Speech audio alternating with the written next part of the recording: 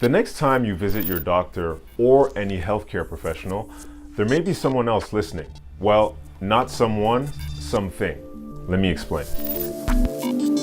Doctors need to note down what's going on with each patient and what actions they took or recommended. That takes time many doctors would rather spend with other patients. So some are now turning to AI to help them get that time back.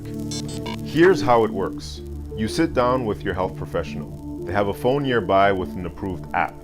Then they ask your consent to have the conversation recorded. If you agree, an AI transcribes the interaction, your symptoms, your concerns, and the health professional's comments.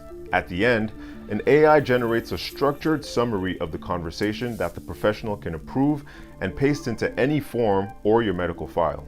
Peu importe l'entrevue, la langue, l'accent du patient pendant l'entrevue, grâce à l'intelligence artificielle, il est capable de saisir le contexte de chaque discussion.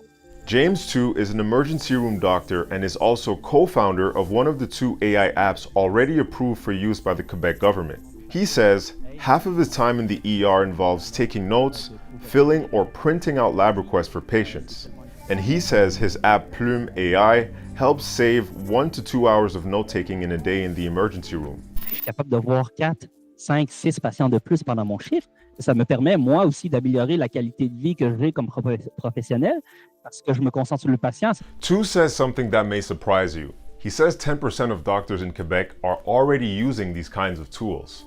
Dr. Félix Lefat-Ho is one of them. It had a huge impact in my clinical practice.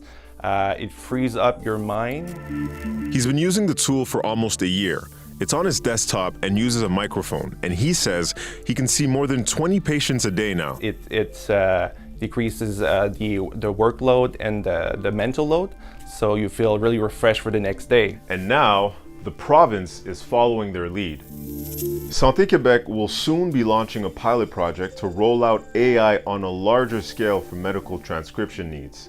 But there are some obvious concerns about this process. First, just how accurate is this AI? It's not perfect, so you still need to review your medical notes, and that's very important. And what's stopping doctors in a rush from not actually checking what the AI is generating? Will there be a clear protocol in place to ensure that the doctors review the notes? The protocol is to review it. Yeah, to review it, and then you complete the note, you sign the note, and then it's completed. Second, does your medical information remain confidential if an AI is analyzing it? We're going to have a lot of sensitive data being processed somewhere.